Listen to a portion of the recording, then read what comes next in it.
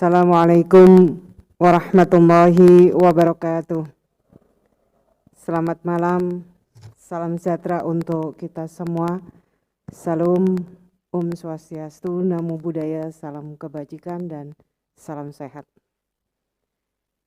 Yang saya hormati para pimpinan tinggi madya dan pratama di lingkungan Kementerian Ketenagakerjaan, mulai dari Bu Dirjen Pengawas Binwasnaker, PLT Dirjen PHI Jamsos, Kabarenbang, dan para pejabat tinggi pratama, para staf sus yang hadir pada malam hari ini.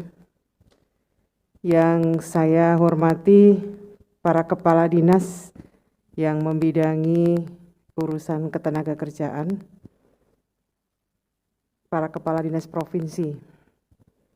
Yang saya hormati para pimpinan unit kerja pengawasan ketenagakerjaan provinsi, Direktur BPJS Ketenagakerjaan atau yang mewakili, Dirut Badan Pembinaan Sosial Kesehatan atau yang mewakili, mungkin hadir juga yang mewakili Kapolda Metro Jaya. Yang saya hormati seluruh peserta Rakornas Pengawasan Ketenagakerjaan tahun 2021, baik yang mengikuti secara offline hadir di ruangan ini maupun yang mengikuti secara virtual. Bapak Ibu tamu undangan yang saya tidak bisa sebut satu persatu yang saya hormati. Puji syukur, marilah sama-sama kita panjatkan kehadirat Allah Subhanahu wa Ta'ala, Tuhan yang Maha Kuasa. Atas kasih sayangnya lah pada malam hari ini kita sama-sama bisa menghadiri Rakornas Pengawasan Ketenagakerjaan tahun 2021 dengan tema yang cukup aktual, reformasi pengawasan ketenagakerjaan dalam rangka penguatan perlindungan kesehatan kerja atau ruh guna mendukung ekosistem investasi. Ini karena apa ya Pak, kok kelihatannya sembuh sekali. Ini karena lampunya yang semangat Pak. Karena malam lampunya juga dibikin agak sendu-sendu. Saya berharap tetap semangat ya.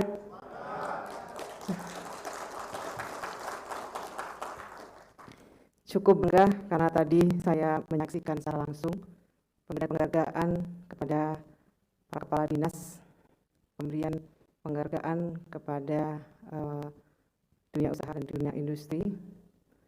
Kemudian yang terakhir kami mendapatkan hasil laporan apa Bu namanya Bu? Ujian pemeriksaan K3. Jadi para pengawas ini jangan hanya menguji kantor, kementerian atau lembaga yang lain, uji dulu di kantor kementerian. Jadi saya tanya Bu Dirjen, gimana Bu hasilnya? Ya ada yang harus diperbaiki. Saya pendapat itu artinya kita pengujiannya profesional, tidak melihat itu kantornya sendiri. Saya tadi sebenarnya kalau jawabnya bagus semua malah saya semakin ragu dengan fungsi kita. Bapak dan Ibu, seluruh pengawas ketenagakerjaan yang saya hormati, sebagai upaya inovatif dalam menghadapi tantangan dunia ketenagakerjaan yang sangat dinamis, Kementerian Ketenagakerjaan telah mencanangkan 9 lompatan besar, di mana langkah ke-9-nya ini luar biasa. Yang ke-9 yang tertingginya itu adalah reformasi pengawasan.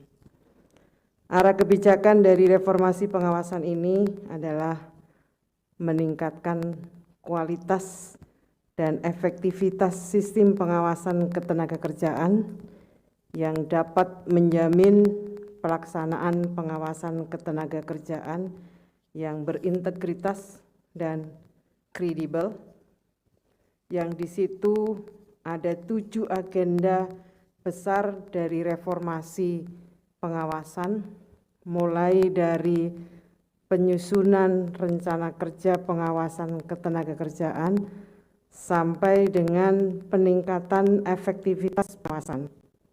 Semua agenda itu diharapkan dapat menjamin pengawasan kita lebih berkualitas, efektif dalam menjamin pemenuhan norma-norma ketenagakerjaan di perusahaan.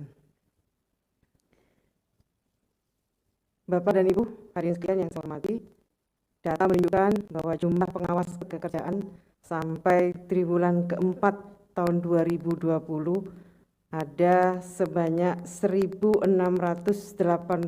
orang.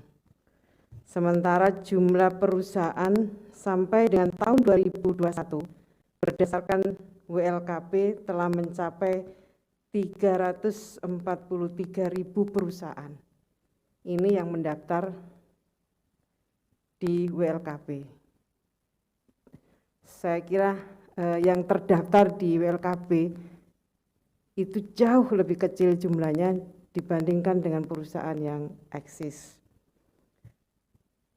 Dengan jumlah tenaga kerja yang tercatat 9,4 juta orang, perbandingan antara jumlah pengawas dan perusahaan ini tentu merupakan tantangan sendiri.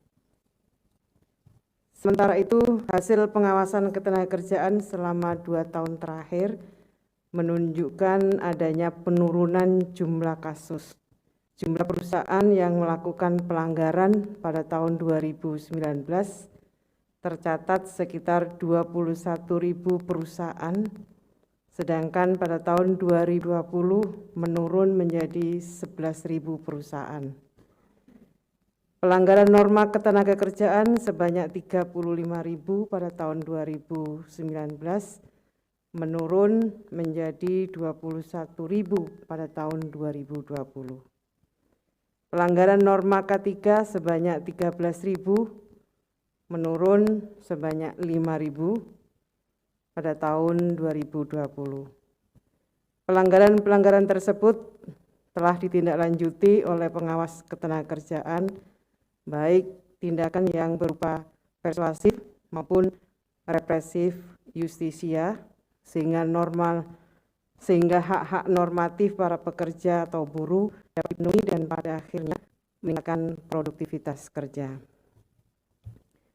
Pada tahun 2020 ada 26 kasus pelanggaran tindak pidana ketenagakerjaan yang telah diputus oleh pengadilan.